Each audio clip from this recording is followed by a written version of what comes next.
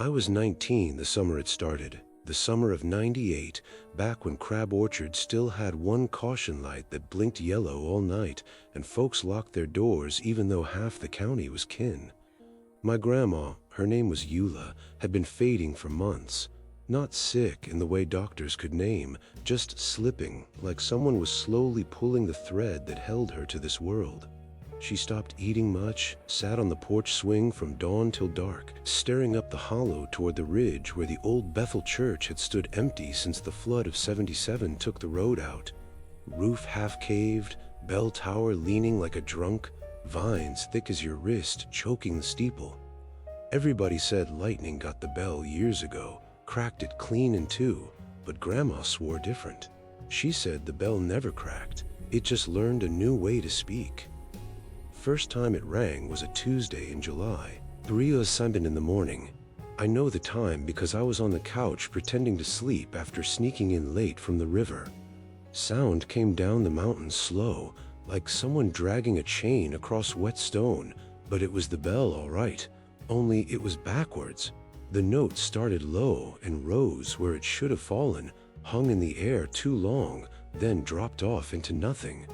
Made the hair on my arms stand straight up. Grandma was already at the screen door in her nightgown, barefoot, eyes wide like a child's. "It's calling me, Tommy," she whispered. "It's finally calling me home." I told her it was just the wind playing tricks in the cracked metal, but she shook her head the way she did when I was little and tried lying about breaking her good lamp.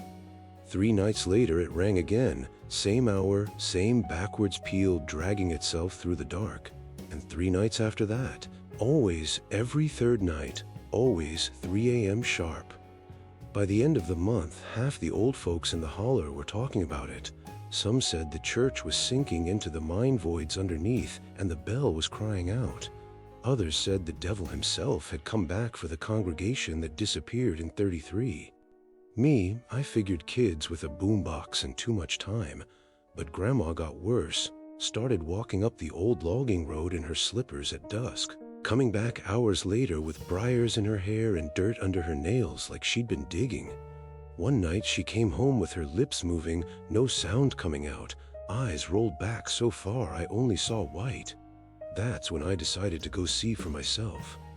Took my daddy's .38 that he kept above the fridge and a flashlight with fresh batteries. Waited for the next third night. August 19th, moon so thin it was barely a fingernail scratch in the sky. Slipped out around midnight, told myself I'd be back before dawn.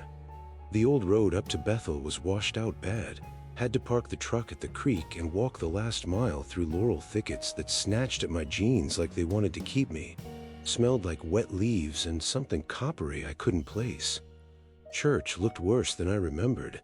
Steeple crooked like a broken finger, windows just black holes full of night. Bell tower still stood though, and there it was, the bell itself, hanging crooked but whole. No crack I could see. Rope long gone, swallowed by weeds. I stood in the weeds a long time, listening to the crickets, feeling foolish with the pistol in my hand. Then the fire started. Wasn't no crackle or pop, just suddenly there was light coming from inside the sanctuary, cold and blue, like the flame on a gas stove turned all the way up. I eased around the side, heart hammering so loud I swore they'd hear it. Peered through a gap where the boards had rotted away. 12 people stood in a perfect circle in the nave. Hoods made from feed sacks pulled down over their faces, eye holes cut rough. Couldn't tell man or woman, bodies all stooped the same, hands hanging loose at their sides. In the middle was a fire burned directly on the pine floor, but the wood wasn't charring. Flame was wrong color, almost white at the edges, throw no heat. Air smelled like wet ashes and formaldehyde. They weren't doing anything, not praying, not swaying, just standing, listening. In the middle of them was a man I took to be the preacher, tall and thin, wearing a black suit shiny with age. He held a mason jar up to the light, and whatever was inside moved slow, like molasses with something alive in it. Thick black threads curled against the glass, pressing outward, then pulling back. Every time it moved, the blue fire flared higher. I must have made a sound, maybe just shifted my weight, because the preacher tilted his head like a dog hearing a whistle too high for human ears. Then the bell rang. Not from someone pulling the rope. Bell just moved on its own, swinging slow, and the sound came out backwards again, deeper this time, like it was being played on a tape run in reverse. The note hung and hung, vibrating in my teeth and my bones, and every single hooded head turned at the exact same second, same angle, like they were all pulled by one string, looked straight up at the belfry where I crouched in the shadows. I don't know how they knew I was there. Moonlight wasn't hitting me. I hadn't moved, but they knew. The preacher smiled. I saw it clear because the fire lit his face from below, and his teeth were too many, too small, like a child's milk teeth never fell out. He raised the mason jar toward me in a kind of salute, and the thing inside slapped against the glass hard enough to make a wet thud. I ran. Tore down the mountain so fast I lost the trail twice, fell hard enough to skin both knees bloody, didn't feel it till later. Burst into the house just as the birds started up, gasping like I'd sprinted the whole way from town. Grandma was sitting at the kitchen table in the dark, hands folded neat, staring at nothing. "They're ready for me now," she said, calm as reading the weather. Bell told him my name clear. I tried to talk sense into her, told her what I'd seen, begged her to pack a bag. We'd drive to my aunt in Knoxville before the sun was up. She just patted my cheek with a hand cold as creekstone. "Some things you don't run from, baby. Some things in waiting 70 years for you to hear 'em right." Next morning she was gone. Bed hadn't been slept in, front door standing open, screen banging in the wind. I tore that holler apart, every trail, every sinkhole, every old mine entrance. Found her slippers side by side on the logging road halfway up the ridge, neat as if she'd stepped out of them, polite. Nothing else. No tracks leading away, no blood, no sign of struggle. Just the slippers and a single burlap feed sack folded on the ground beside them, eye holes staring up at the sky. Sheriff wouldn't even come out. Said old folks wander off in these hills all the time. Probably fell in a hole, animals got her. Case closed before lunch. But I know better. Bell never rang again, not once in the 27 years since. Church finally fell in on itself during the ice storm of 2003. Steeple snapped clean off. Bell buried under tons of rotten timber and kudu. Nobody ever dug it out. But sometimes, when the wind comes down off that ridge from the south, warm and heavy like breath, I still hear it. Just a single backwards note, low and slow, dragging itself through the trees. And I know they're still down there, under the ruin, 12 of them now, standing patient in their circle around that cold blue fire, listening, waiting for the next name the wind carries, waiting for the bell to teach someone else how to ring true. It was the fall of 2017 when I took over the rural route out of Grundy, Virginia. The postmaster handed me the keys to a beat-up Jeep and a stack of maps with half the roads crossed out in red ink. "Most of these hollers been empty since the mines closed," he said, "but folks still get mail, disability checks, catalogs, the occasional court summons. Just drop it in the box and keep moving." One of those boxes sat at the mouth of Dry Fork Hollow, a place even the oldest carriers talked about in whispers. Said the whole community up and left one night in 1983 after the flood took the bridge out. Houses still stood, roofs caved, porches sagging, but nobody had lived there in 34 years.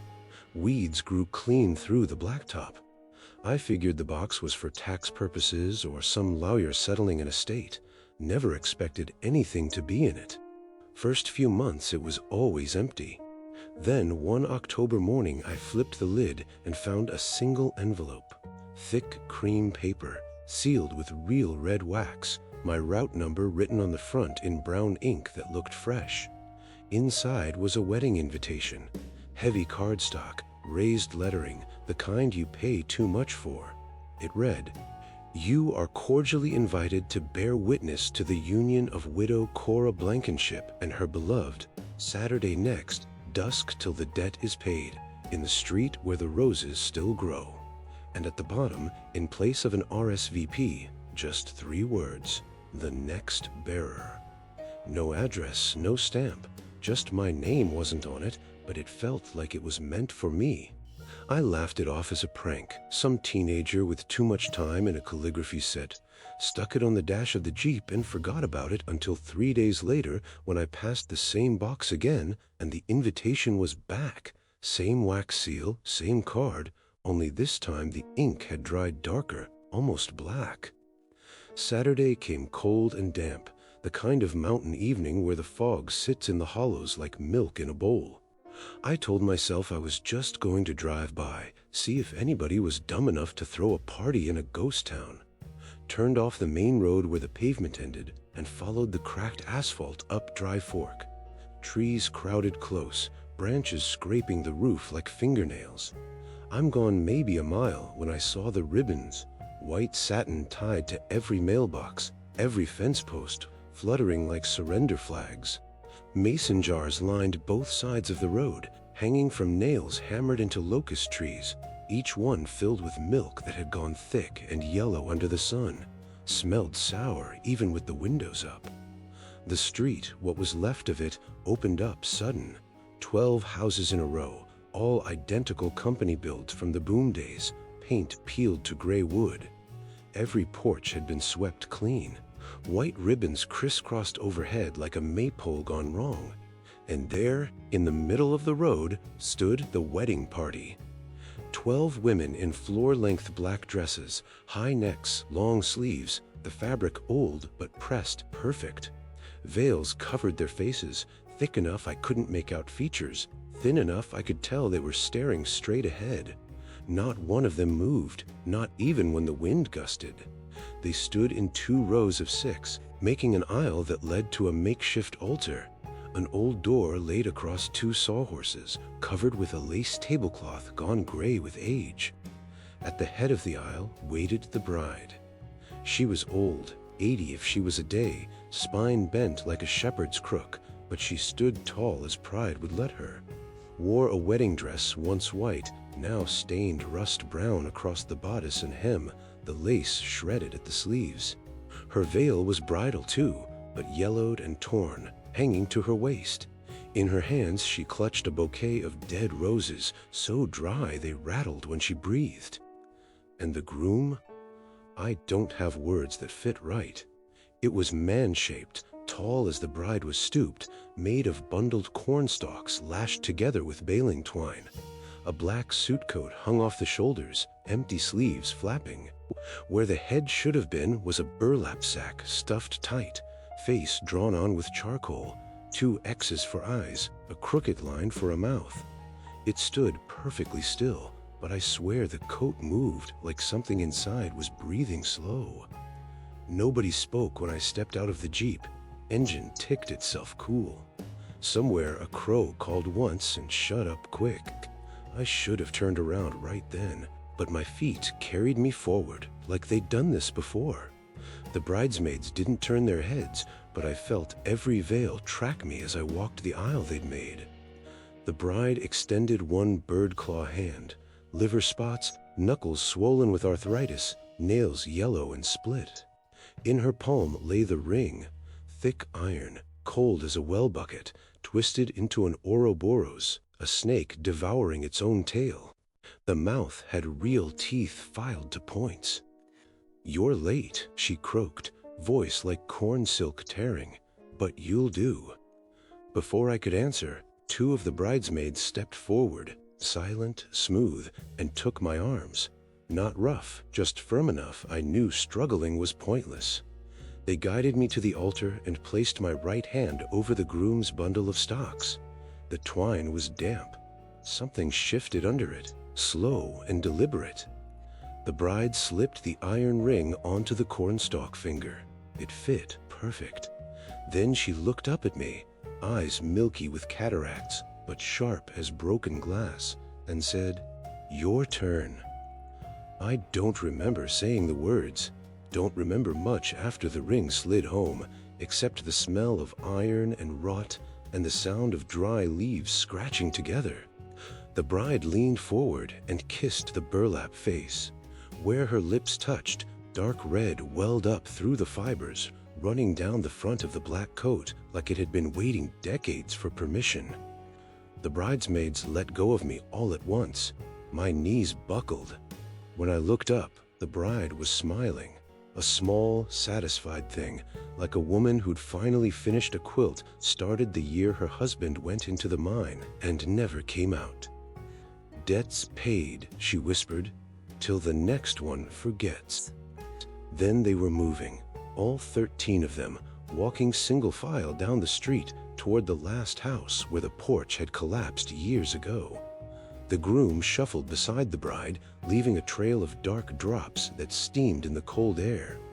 They went inside, or what was left of it, and the ribbons overhead went slack, one by one, like someone cut the strings. I ran. Don't know how I found the Jeep, don't know how I got it turned around on that narrow road, but I did. Drove straight to the post office and quit on the spot. Told them I was sick, told them family emergency, didn't matter. Left the keys on the counter and never went back. 3 days later, I was living in a duplex in Richlands, trying to convince myself it was a bad dream fueled by exhaust fumes and loneliness. Then the mail came. Same cream envelope, same red wax, same thick cardstock. Only this time, the invitation had my name on it, written in brown ink that hadn't quite dried. And underneath, in handwriting I recognized as my own, though I'd never seen it before. I, the next bearer, do solemnly accept. I haven't opened my curtains since, haven't answered the door for anyone I don't know. But every dusk, I hear ribbons flapping against the siding, though there's no wind. And sometimes, when the milk in the fridge goes bad overnight, I catch a whiff of sour and roses, and I know they're patient. They've waited 34 years between weddings. They can wait a little longer for me. I moved to War, West Virginia in the summer of 2009 because the rent on a single-wide trailer was $200 a month, and nobody asked questions if you paid cash. Coal had been gone so long, the tipples were just rust skeletons against the mountains, and the only thing still running steady was the McDowell County Fair every August.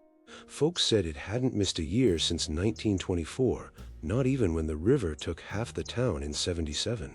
I didn't care much for fairs, too many people, too much noise, but when you're new and trying to keep your head down, you show up, you eat a funnel cake, you nod at strangers like you belong. That first year, I wandered behind the livestock barn where the air smelled of wet hay and cattle nerves. There was a long folding table under a blue tarp, the kind the 4-H kids use for baked goods, only this one was covered in mason jars. No labels, no little cards with names and categories, just row after row of clear glass catching the sun, contents ranging from deep red to almost black, thick as sorghum in January. A handful of older women stood behind it in cotton dresses and lace-up shoes, hair pulled back so tight it looked painful. They didn't smile the way the ladies at the apple butter table did, they just watched. One of them, Mrs. Arlene Klein, I'd learn later, tilted her head at me. "You new here, honey?" Voice soft as creek silt. I nodded. She unscrewed a jar the color of dried blood and spooned out a taste onto a square of wax paper. "Try this, made special." It looked like blackberry jam, but darker, almost purple in the light. Smelled sweet underneath something sharp, like green apple skins left too long in the sun. I figured it was polite to accept, so I licked the spoon clean. First hit was pure summer, berries, sugar, a little lemon maybe. Then the back of my tongue caught it, pennies, hot and metallic, and under that, a thin ribbon of wood smoke, the kind that clings to your clothes after a brush fire.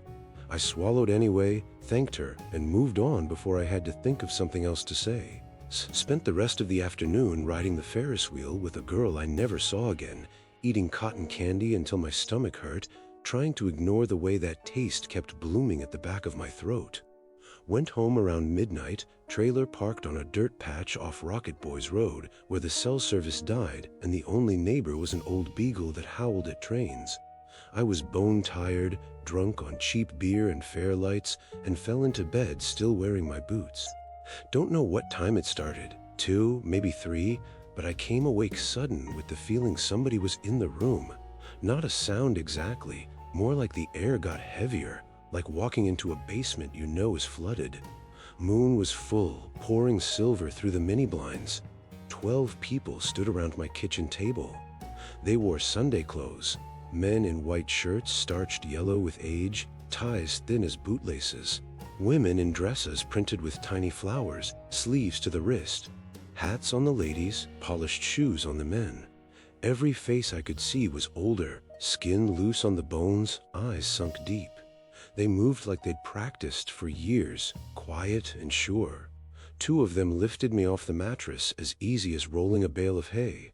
I tried to yell, but my throat closed up, tongue thick with that same penny smoke taste. Couldn't even twitch. They carried me the 10 feet to the kitchen and laid me on my own table, formica, scarred from 100 cigarettes, cold against my back. Someone had already pushed the chairs aside. A woman with hair white as salt leaned over me, breath smelling of cloves and creek water. She placed a tailor's tape across my chest, pulled it snug under the arms, whispered a number to the man beside her. He wrote it down in a little black notebook with a pencil worn to a nub. Another measured from my collarbone to wrist, then wrist to fingertip. A third ran the tape around my thighs, my neck, the circumference of my skull. Every measurement spoken soft, like they were reading scripture. Heart's strong, one said. Male voice, dry as corn shucks. Plenty of marrow, another answered. Female this time, almost proud. Leave the fat, said Mrs. Arlene Klein. I recognized her now, though her eyes reflected nothing in the moonlight. They weren't angry, weren't hurried. It was the calm of people who'd done this every August since before I was born, the calm of harvest. One of the men produced a blue ribbon from his pocket, the kind they pin on prize hogs and layer cakes. Best in Show, printed in gold letters. He pinned it to my t-shirt right over the heart, smoothing the fabric like a mother fixing her child's collar for church pictures. Too green yet, Mrs. Klein decided, closing the notebook. Let him season one more year. They stepped back, all 12 at once, and the pressure lifted off my chest like a quilt pulled away on a winter morning. I sucked in air that tasted of dust and old coffee. By the time I scrambled upright, grabbing the hunting knife from the counter, the trailer was empty. Door still locked from the inside, chain still on. Just the ribbon on my shirt and a ring of damp footprints on the linoleum, footprints that dried to nothing before the sun came up. I didn't sleep again till the fair was over. Drove to Welch, slept in a Motel 6 with the TV blaring. Told myself it was a dream, carbon monoxide poisoning, anything but real. But the ribbon stayed. Washed it, bleached it, cut it to pieces. Always found a new one pinned neat to whatever shirt I put on next. Best in Show in the same gold letters. Next August rolled around and I thought about leaving. Had the truck half packed, boxes of clothes and a coffee pot I couldn't live without.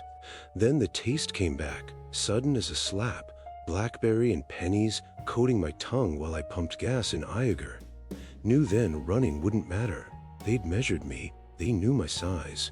I went to the fair anyway, walked straight to the livestock barn like a cow to the kill floor. Same table, same jars. Mrs. Klein smiled when she saw me, small and satisfied. Spooned out a taste from a fresh jar, darker than the year before. Go on, she said, you know how it is now. I took the spoon, sweet at first, same as always. Then the smoke and blood rolled across my tongue, and I understood what they meant by seasoning. Haven't missed a fair cent.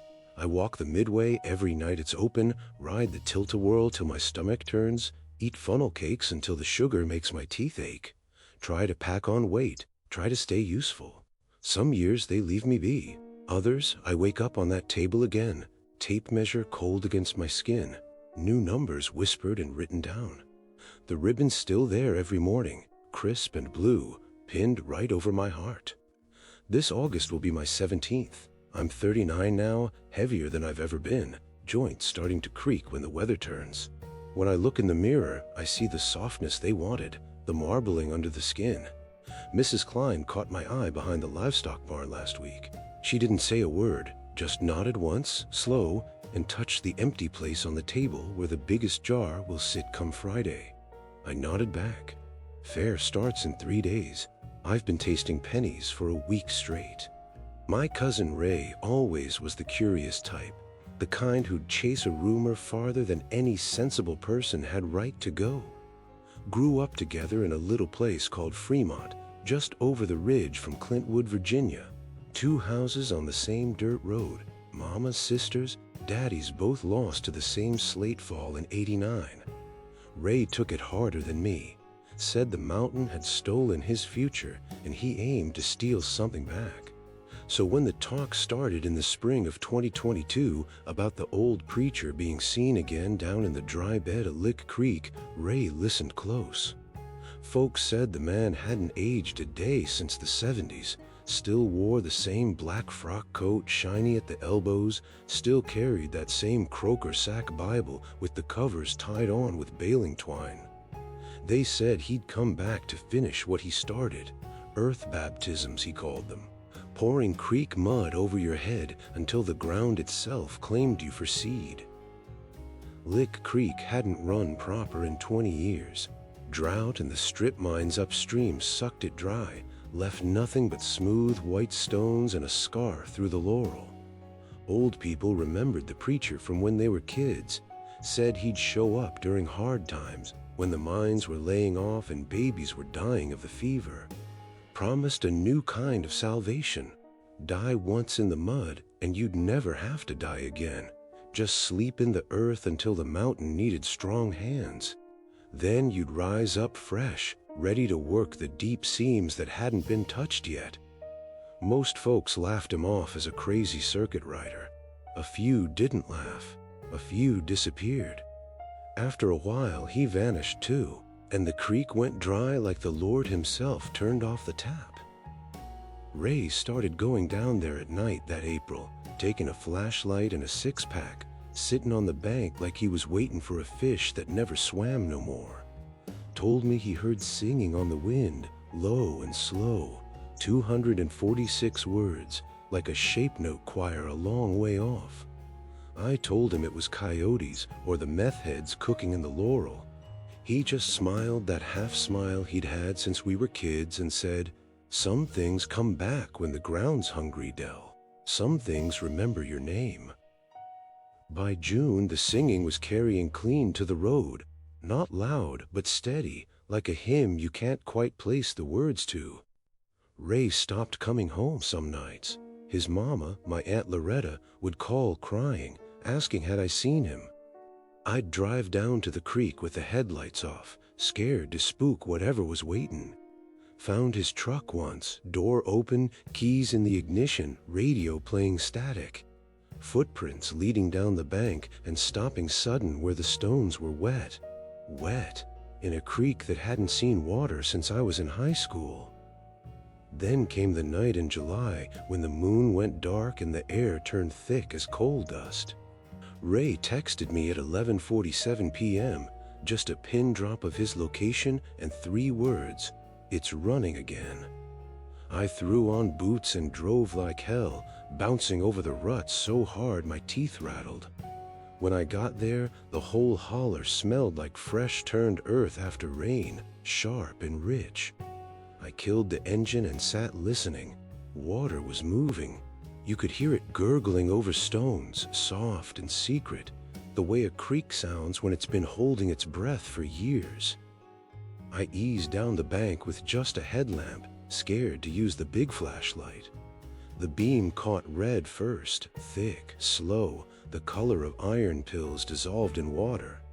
The creek was full bank to bank with mud the consistency of fresh blood, shining black-red under my light. And there they were, 12 people knee-deep in it, clothes clinging dark and heavy, men and women both, faces a half recognized from church suppers 20 years ago, people who died or moved away or just dropped off the map.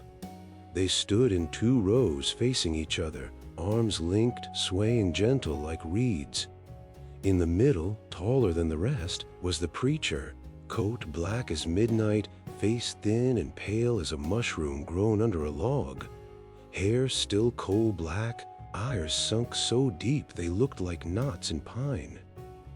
Ray was on his knees between them, shirt torn off, chest heaving. The preacher had one hand on the back of his neck, pressing him down easy, almost tender. Mud lapped at Ray's chin. "This one's strong," the preacher said, voice soft as creek silt. "Good roots. He'll hold the row straight." They didn't grab him rough. 2 of the congregants just cupped the mud in their hands and poured it over his head, slow and deliberate, like baptizing with motor oil. Ray fought at first, thrashed, tried to scream, but the mud was thick, clung to his lips, filled his mouth. I watched it crawl into his nose, his ears, watched his eyes go white as it found the corners. When they pushed him under, the creek made a sound like a sigh, long and satisfied. I must have made a noise, because every head turned at once, smooth as owls. The preacher looked straight at me and smiled, not mean, just certain, the way a farmer smiles when the rain finally comes. "Plenty of room in the row, son," he called, gentle as Sunday school. "Mountains always planting." I ran, slid down the bank on my backside, tore my hands bloody on Laurel, didn't stop till I was back in the truck, slamming it in reverse. Headlights caught them as I spun around, 12 figures plus the preacher, lifting Ray's body between them like a fence post, setting him upright in the creek bed. Mud closed over his chest, his shoulders, his neck. Last thing I saw was his face tilting towards the sky, eyes and mouth full of red, arms pinned to his sides by the weight of the earth itself. Drove straight to the state police barracks in Clintwood, told him everything, names, dates, the creek running red. Trooper listened polite, took notes, even drove out there at dawn with me riding shotgun. Creek was bone dry again, white stones, dead leaves, not a drop of water or mud anywhere. They looked at me like I was 1 beer short of a 6-pack and told me to go home, sleep it off, maybe talk to somebody about grief. Ray's been missing 482 days now. Aunt Loretta keeps his room exactly like he left it. Work boots by the door, Carhartt jacket on the chair, pack of Marlboros on the dresser he wasn't supposed to have. She won't let nobody touch a thing. Says he'll be back when he's ready. Sometimes, when the wind shifts just right and the pressure drops before a storm, I can hear water moving down in Lick Creek again. Soft gurgle, like a throat trying to speak with a mouthful of dirt. I don't go look anymore, don't need to. On nights when the moon is thin as a blade, if you walk the old logging road above the creek and shine a light down into the Laurel, you can see them stand and watch. 13 heads now, shoulders just breaking the surface of the red mud that flows only for them. Ray's is third from the left, eyes still open, staring up the bank like he's waiting for me to come finish what we started when we were kids. 2 boys against the mountain, thinking we could ever win. I keep thinking about what the preacher said. Plenty of room in a row. Ground gets hungry every few years. And every time it rains hard, I taste iron on the wind and feel the earth under my feet shifting, measuring, deciding if I've put on enough weight yet to hold the line straight.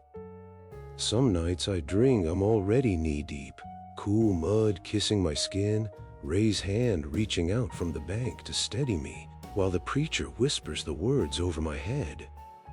I wake up choking on dirt that isn't there. The creek's dry right now, hasn't run since August, but the Laurel's thick this year, and the moon's fixing to go dark again soon. I reckon it's almost time. Christmas Eve 1987 was bitter cold in Matewan, the kind of cold that gets down inside your coat and gnaws at the marrow. The mine had shut for good that October, portals sealed with concrete and a sign that read, "Property of the Commonwealth," like that would keep anybody out. Daddy was gone by then, walked into the deep workings the year before with a lunch bucket and never walked back out. So Mama took in washing and cleaned the company store after hours just to keep the lights on. She was bound and determined we'd have a proper Christmas, even if it meant dragging me to midnight service at the old Camp 5 church up on the ridge. Place hadn't held regular preaching since the 70s, windows boarded with plywood that had warped and split. But every year on Christmas Eve, the doors stood open and the lamps inside burned coal oil bright. Mama said it was tradition. I was 10 and already knew better than to argue when her mouth got that thin line. We walked the mile from our house because the truck wouldn't start in the freeze. Snow squeaked under our boots, breath hanging white in the air. I kept my hands jammed in my pockets, clutching the Butterfinger Mama promised I could eat after communion. The church sat back against the mountain like it had grown there, steeple leaning a little from the mine blasts years back. Light leaked through every crack, warm and yellow, and I could hear singing already, low and steady, drifting down the hollow. Not the bright, cheerful kind you expect at Christmas, more like a dirge played slow, voices weaving together so tight you couldn't tell one from another. Mama pushed the doors and the warmth hit us first, then the smell. Coal oil, candle wax, and something sweeter underneath, like the inside of a cedar chest left closed too long. Every pew was full, folks in their Sunday best, coats hung on nails by the door, hats in laps. I recognized some faces from town, older ones mostly, people who'd lost sons or husbands in the mines and never quite came all the way back. They sat straight-backed, hands folded, staring toward the pulpit where a single candle burned on the altar. No preacher yet, just the singing, rising and falling, perfect four-part harmony on "Come All Thee Faithful," except slower, deeper, like it was coming up from the ground itself. Mama slid into the back pew and pulled me in beside her. The song never paused, never faltered.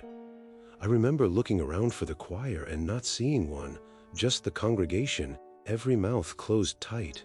Not smiling, not grimacing, just smooth skin from nose to chin, like God had taken an eraser to their faces when they were born. No lips, no teeth, no tongues, just blank. But the sound poured out of them anyway, rich and full, vibrating in my chest and the soles of my boots. It wasn't loud, but it filled every inch of that church until the rafters hummed. I squeezed closer to Mama and whispered, "They ain't got mouths." She shushed me quick, fingers digging into my knee hard enough to bruise. "Mind your manners in the Lord's house," she hissed, but her eyes were wide and fixed front, like she was afraid to look anywhere else. The song shifted to Silent Night, and that's when the preacher came out from the side door I hadn't noticed before. Tall man, thin as fence wire, wearing a black suit so old it had gone green at the seams. His face was normal, mouth and all, but pale, the kind of pale you get living under a mountain your whole life. He didn't speak, just raised both hands, palms up, and the singing got softer, almost tender. Then he lowered them and the congregation stood, every soul at once, pews creaking like old bones. That's when I did what any scared 10-year-old would do. I slid off the bench and crawled underneath, wedging myself between boots and the legs of the pew in front. The floor was cold pine, sticky with spilled wax, and I pressed my face against Mama's ankle, breathing in the smell of her wool socks and the soap she used on other people's clothes. From down there, I could see everything sideways.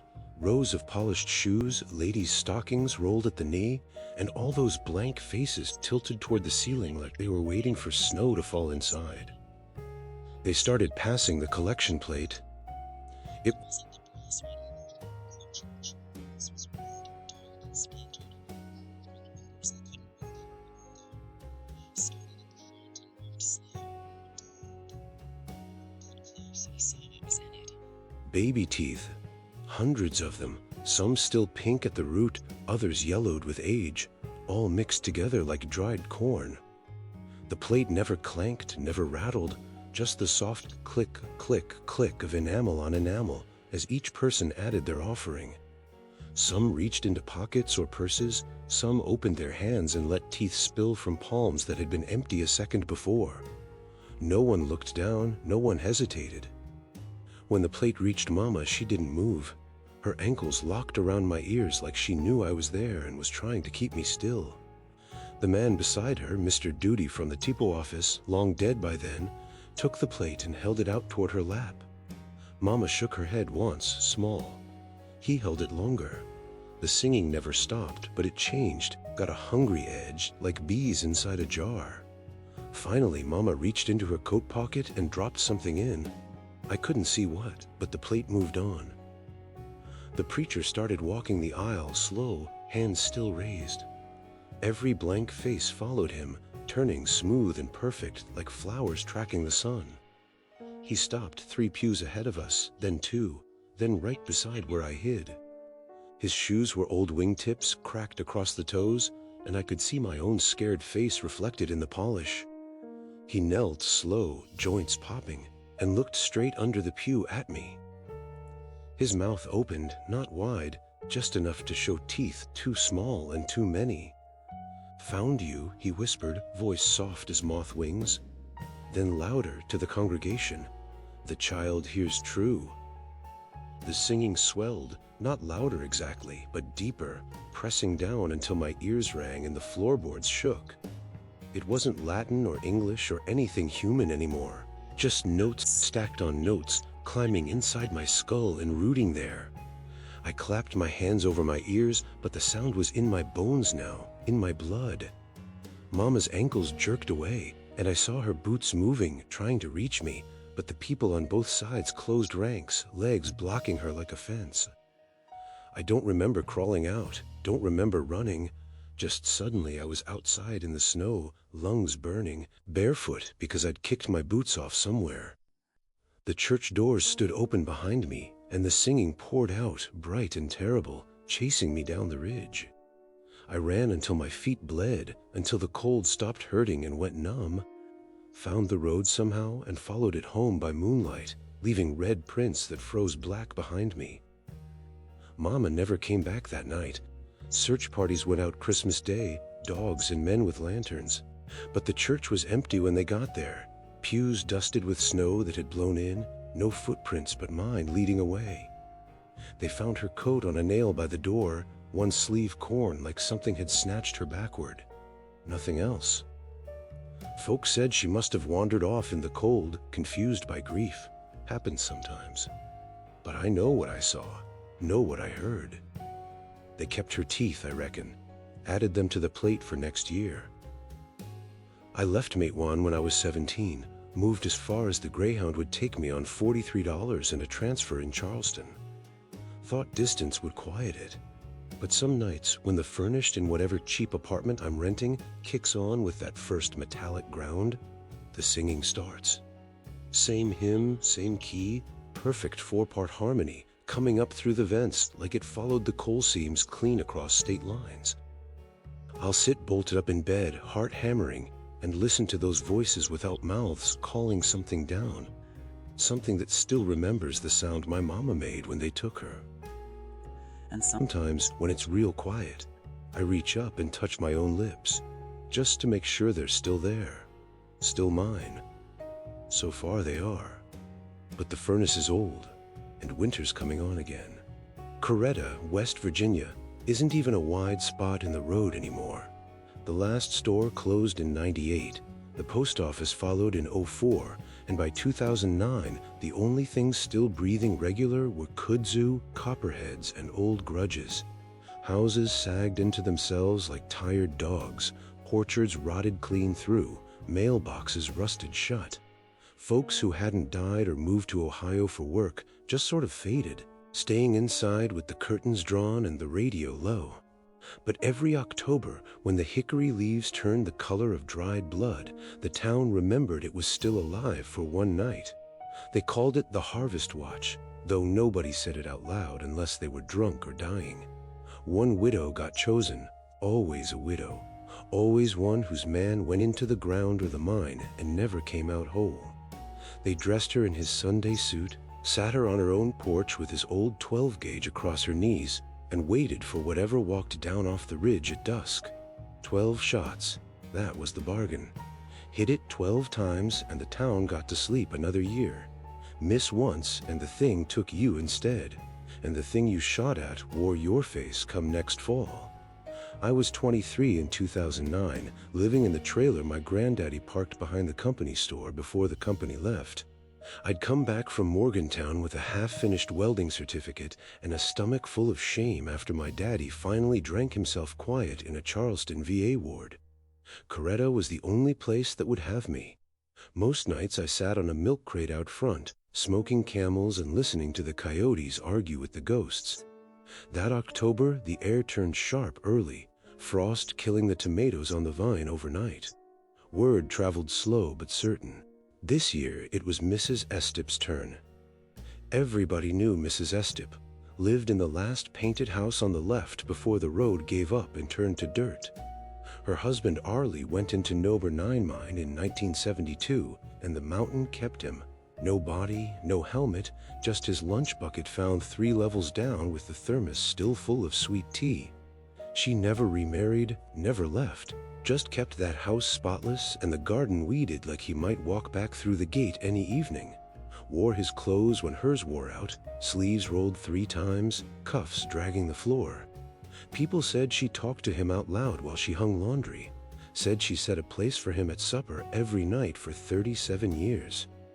The choosing happened quiet, no drawing straws, no vote. One morning you'd wake up and her porch would be swept clean, the old rocking chair dragged to the edge of the steps, and Arlie's black Sunday suit laid across it like it was waiting for church. That was the sign. By noon, the men would show up, old miners mostly, faces black lung gray, carrying the shotgun and a box of shells loaded special. Nobody bought those shells in a store. They were hand-loaded with rock salt and silver dimes melted down from somebody's wedding set, blessed or cursed depending on who you asked. 12 shells, no more, no less. That year they came at dusk on October 28th. I watched from my trailer window as 6 or 7 men walked single file up the road, boots not making a sound on the frost. Mrs. Estep met them at the gate wearing Arlie's suit, pants belted tight with baling twine, coat hanging loose on her narrow shoulders, tie knotted perfect like she'd done it yesterday instead of 37 years ago. Hair white as January snow pinned up under his old fedora.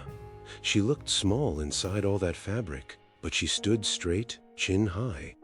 One of the men, Mr. Dotson, missing 3 fingers from a roof fall, handed her the shotgun like it was made of glass. She broke it open, checked the chambers, clicked it shut. Then they sat her in the rocker, laid the gun across her lap, and placed the box of shells on the floorboards beside her right hand. Nobody said much, just touched her shoulder or the brim of their cap and walked away backward, eyes on the ridgeline where the sun was bleeding out behind the mountains. Word spread fast.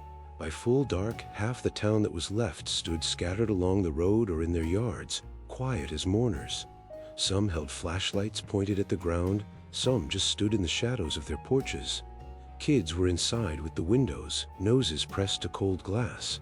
I stayed on my milk crate with a half pint of Fighting Cock whiskey to keep the chill out. Air smelled like wood smoke and wet leaves, and something else, something sharp, like the inside of a pumpkin left too long on the vine. Mrs. Estep never moved, just rocked slow, back and forth, the chair creaking the same rhythm it had since Truman was president. Shotgun lay easy across her thighs, barrel pointed toward the yard gate. Every now and then she'd reach down, finger a shell, roll it between her palms like worry beads. A moon came up full and orange, hanging low over the ridge like it was stuck there. That's when the dogs started whining, every cur in Caretta tucking tail and hiding under porches. Crickets went silent, even the wind held its breath. It came walking down the old mine road just after 8. Tall, Lord, it was tall, had to be near 7 foot, but thin, joints bending wrong like a marionette with half the strings cut. Wore clothes that might have been Sunday best once, now rotted and hanging in ribbons. Skin gray and stretched, smiling with a mouth too wide, teeth small and sharp like a child's. Moved smooth, no hurry, hands dangling loose at its sides. Every step made no sound, but the frogs melted where its feet touched, like it carried summer inside it. Mrs. Estop stopped rocking. The thing walked through the gate, didn't open it, just stepped over like the pickets weren't there, and stopped at the bottom of the porch steps. Tilted its head, listening or smelling, hard to tell. Then it smiled wider, and I swear every tooth in its head glinted silver. She raised the shotgun slow, steady as pouring coffee. The first shot cracked the night open like God slamming a door. The thing staggered but kept smiling. Second shot took it in the shoulder, spun it half around. Third and fourth punched holes clean through, but nothing came out. No blood, no smoke, just darkness like looking into mine shafts. It started up the steps, joints popping soft. Fifth shot, sixth. It kept coming. By the eighth, it was on the porch, reaching with those long gray fingers. Mrs. Estep never flinched, worked the pump smooth, practiced, like she'd been waiting her whole life for this target. Ninth shot, 10th. The thing was close enough I could smell it. Coal dust and funeral flowers and something sweet rotten. 11th shell roared and the thing's head snapped back, hat flying off into the yard, but the smile never left. She worked the act one last time, clicked on empty. The 12th shell was a dud. I heard it clear as day, the firing pin snapping on nothing. The thing straightened slow, joints cracking like green wood in a stove, reached out gentle, almost tender, and took the shotgun from her hands. She didn't fight, just looked up at it with eyes bright as new pennies and laughed. This soft, wondering sound like a girl hearing her sweetheart's car door slammed outside after years away. It offered its hand. Mrs. Estep took it, stood up easy in Arlie's big suit, pants legs dragging the boards. The thing turned and led her down the steps, across the yard, through the gate that still hung open. They walked up the mine road side by side, her small hand swallowed in its long gray one. I watched till the dark took them both. Next morning the porch was empty, rocking chairs still, shotgun gone, box of shells sitting neat with 11 brass casings lined up like soldiers, and one dud in the middle, primer dented but unspent. Arlie's suit lay folded on the seat, tie coiled on top like a sleeping snake. Nobody went up that road looking. We all knew better. Come next October, the choosing happened again. Only this year, when the men walked up the road at dusk, there were 2 figures waiting on Mrs. Estep's porch. One small, dressed in a rotting black suit, miles too big. One tall, smiling silver in the moonlight, wearing overalls and a feed store cap pulled low. The new widow sat in the rocker with the shotgun across her lap, hands shaking so hard the barrel waved like a divining rod. 12 shells on the floorboards beside her right hand. I didn't stay to watch. Left Caretta that night with whatever fit in my truck and haven't been back since. But every fall, when the leaves turn and the air gets that sharp edge, I dream about that porch. Dream about the chair rocking slow and empty, waiting for the next widow to fill Arlie's suit. And sometimes, when the moon is full and low, I wake up tasting pole dust and funeral flowers, feeling long gray fingers curled around my own. I check the calendar every October now. Count the days, wonder whose turn it is this year, wonder how many shells are left in the box, and wonder if the thing that walks down the ridge still smiles with Mrs. Estep's mouth, or if it saved Arlie's for last. The first hard frost always came early in Pound, Virginia, sneaking down off the mountains like a thief that knew exactly which windows were cracked. By the time I was old enough to shave, I'd seen it kill the tomatoes 3 years running, turn the creek to slush before Halloween, blacken the hills overnight. Folks said it was the mountain reminding us who really owned the place. Most years I just pulled the quilts higher and let it pass.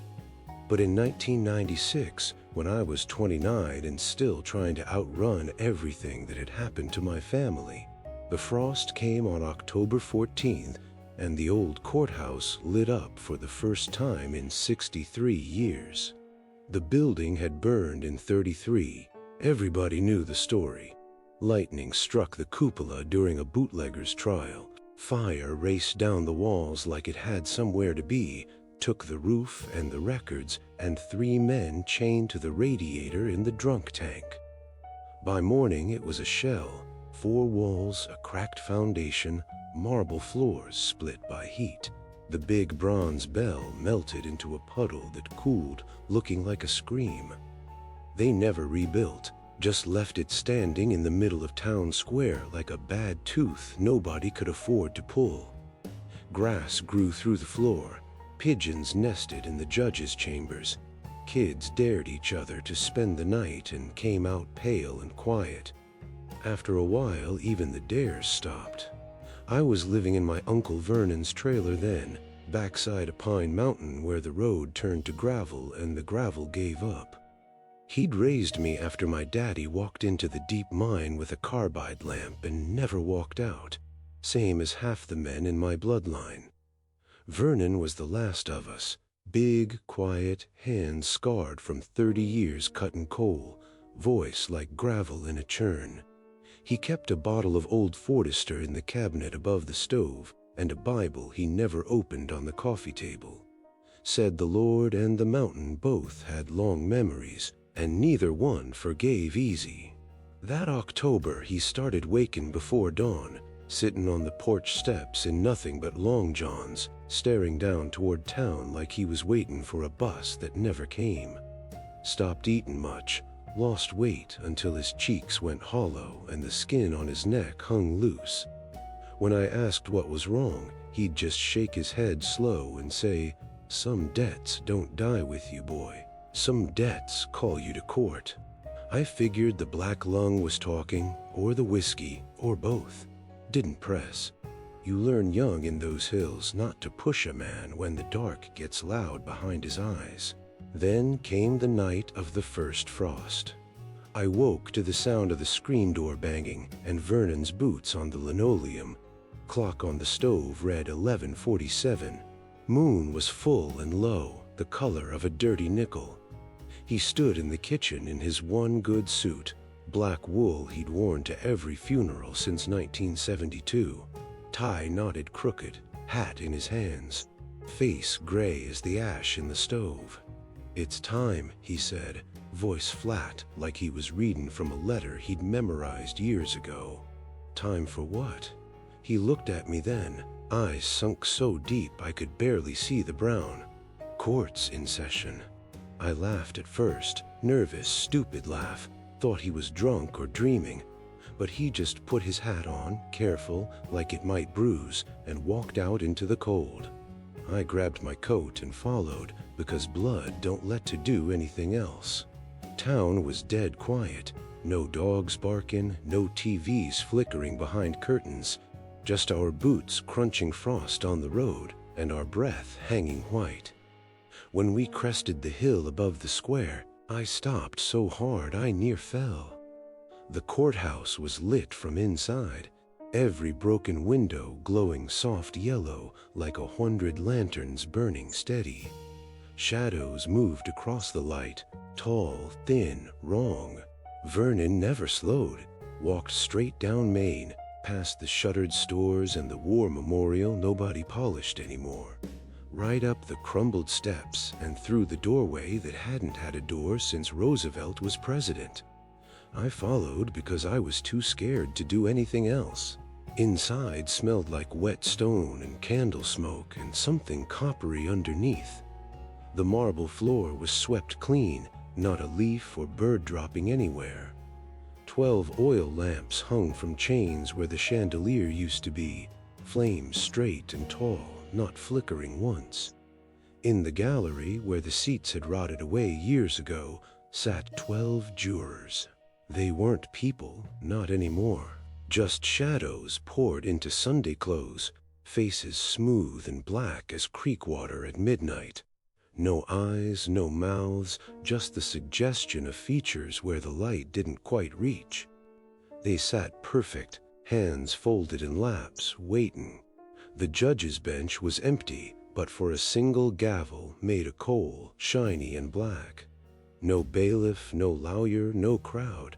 Just Vernon standing in the defendant's box that wasn't there yesterday, and me pressed against the back wall, trying not to breathe too loud. A bell rang once, deep, slow, the sound of something big shifting underground. The jurors turned their heads all at once, same angle, like puppets on one string. Then the voice came, not from the bench, not from the jury, from everywhere, from the cracked marble, from the lamps, from the cold air itself. Vernon Ray Mullins, it said, calm as a clerk reading the docket. Vernon's shoulders sagged, but he lifted his chin. "I ain't forgot," he answered, voice cracking. "I remember every damn day." The shadows leaned forward. The trial wasn't words like I knew them. It was pictures, memories ripped out and hung in the air like lantern slides.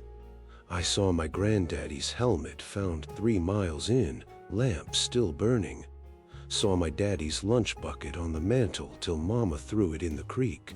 Saw Vernon at 16, young and strong, taking the foreman's payoff to keep quiet about the bad air everybody knew was bad. Saw him walking away from the union meeting in '74 when the vote could have shut the mine for good. Saw him pouring whiskey on every grave we owned instead of speaking the names out loud. Every secret, every cowardice, every time he looked away when the mountain asked for more than he wanted to give. Each memory hit him like a slap.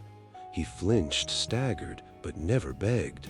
Just stood there taking it, while the jurors watched with their nothing faces, and the lamps burned colder. When it was done, the voice spoke again. "Guilty," it said, soft as frost settling. "Sentence to be carried out." 2 of the shadows stood, no sound, no hurry, and walked down from the gallery. They didn't have feet, just darkness pooling and flowing across the marble. Vernon looked at me then, first time since we left the trailer, eyes wet, mouth working like he wanted to say something a lifetime wouldn't cover. "I'm sorry, boy," he whispered. "Tell your mama's picture I tried." The shadows took his arms, led him gentle toward the back, where the clerk's office used to be. Doors stood open onto nothing, just black, deeper than any mine ever dug. I started forward, but the air turned solid, pushed me back against the wall like a hand on my chest. Couldn't move, couldn't scream. They laid him on the floor in that doorway. One shadow held his head steady. The other drew something from its coat, long and thin, glinted once in the lamplight. Knife, maybe, or shears. I heard the wet sound of cutting, heard Vernon choke once, twice. When they stood again, his mouth was a red ruin, tongue gone clean. Blood poured down his chin onto the white shirt he'd saved for funerals. Then the Brandon. The coal gavel rose on its own, floated over, and pressed itself to his chest, rat through the fabric. Smell of burning meat and wool filled the courthouse. Vernon arched, screamed without a tongue, a sound like wind through a cracked mine timber. When the gavel pulled away, the word was there, raw and black and smoking. Forgetting. The shadows lifted him, carried him into the dark beyond the doorway. The doorway folded shut behind them like it had never been. Lamps went out all at once. I don't know how long I stood there in the sudden cold and dark. Long enough for the frost to creep back in, for the pigeons to start cooing again in the rafters. When I finally stumbled outside, the sky was going gray in the east, and Vernon was sitting on the bottom step, coat buttoned to his throat, hat in his bloody hands. Chest rising and falling slow, eyes open but empty. He never spoke again, not one word in the 29 years since. Doctors in Johnson City said the tongue was cut clean, cauterized somehow, no infection. Branded letters went deep, 3rd degree, but never scarred wrong. He just sat on the porch every day till he died in 2015, staring at the courthouse ruins like he was still waiting for the next case to be called. Some mornings when the first Kronst comes,